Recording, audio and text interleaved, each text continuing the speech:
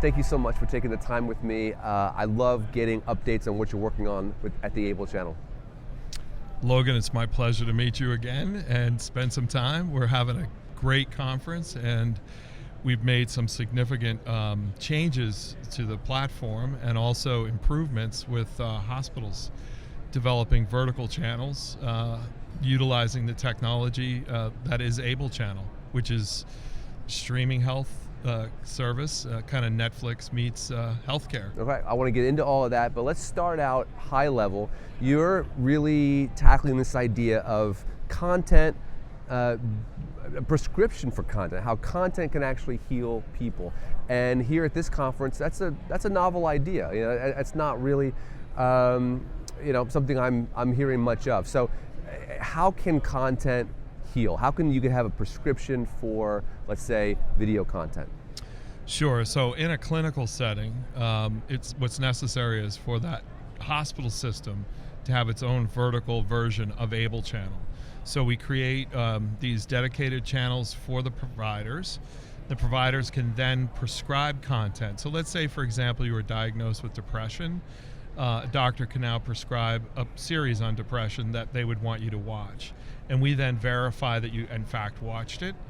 Same thing for a wound care video series. The reason you'd want to watch something like that was to decrease readmission, for post-operative infection. So what we're doing is helping the hospital systems to become media companies by giving them the means to promote and educate their consumers. And everybody knows how important quality content is, whether it's credible or not, is a really important thing in this day and age. So while we work with, the creme de la creme, the Harvards, the Cleveland Clinics of the world, in terms of creating content, we feel as though that credible content is what patients and the community writ large want to see. Let's talk more about that quality piece, because when I had my first child, I was mandated to watch a couple of videos at the hospital about taking care of my newborn, about child abuse. There's some really important topics. The videos were awful. The production was awful. And what role does that play, the actual production value play in the efficacy of this kind of content? Because then I go home and I'm addicted to this new show and I can't wait to watch it. And that's not content that I need. So where does quality play in? And where does your background come into that? Sure. So quality of content is everything, right? You're not going to watch it if it's terrible. We have very little time and very little patience for watching things that are going to waste our time. So what we try to do is utilize the principles of marketing entertainment by packaging the programming in a format that makes sense. We also are sensitive to the fact that content today has to be cut and produced in certain ways that it's consumed. So we'll do long form, mid form, short form, ultra short form. Even like we have a series called Doc Talk, which is doctors on TikTok. Okay. So we're trying to essentially focus on education, but at the same time, it's really about health literacy. The more information that we can provide from credible resources, the more lives we can impact and certainly help improve outcomes. It could be good to talk about this by using a concrete example.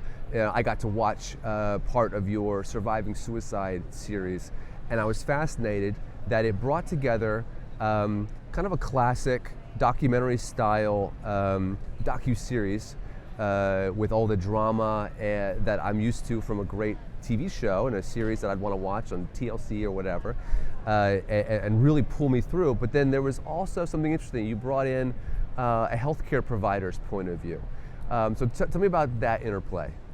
Sure. So that particular series required, some clinical efficacy, but also, credibility. So we brought in the behavioral health group from Cleveland Clinic to participate in that series, who are essentially watching the show along with the viewer.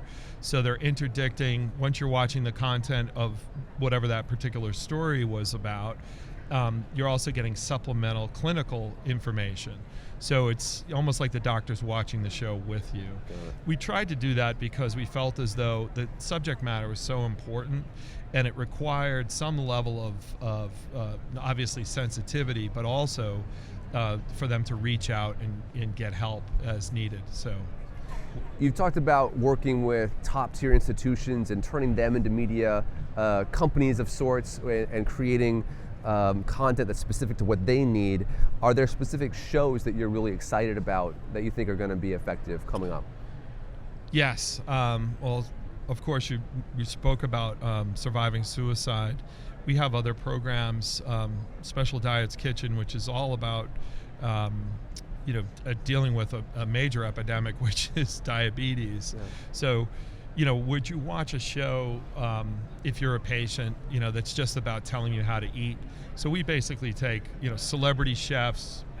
We have locations all over the world, and because there are food deserts and different parts of the country eat different foods, so they obviously have different health issues, right? Because part of social determinants of health is diet, right? So by incorporating content that is interesting to watch, that has celebrity chefs, but also has credible nutritionists and doctors based on whatever your condition is, whether it's Crohn's, colitis, celiac, or diabetes, you're going to want to watch a specific, diet program. I have to say, the concept makes so much sense. It's one of those innovations that you think, why doesn't this exist already? We know we learn so much from the things we watch. Why not have that content be healthful to us? But then obviously the question is, how do you align the financial incentives to make that work? So how does that work for Able Channel? Sure. So we have our direct-to-consumer side of things, which is, right now it's in preview, so you can watch content, and that will eventually be a subscriber model. So it will be available on Roku and some of the other streaming platforms. And then from an economic standpoint with these specific vertical streaming channels, those will also be on a contract basis. So the alignment of interest from the hospitals makes all the sense in the world because they're looking for risk mitigation, patient compliance, and better outcomes.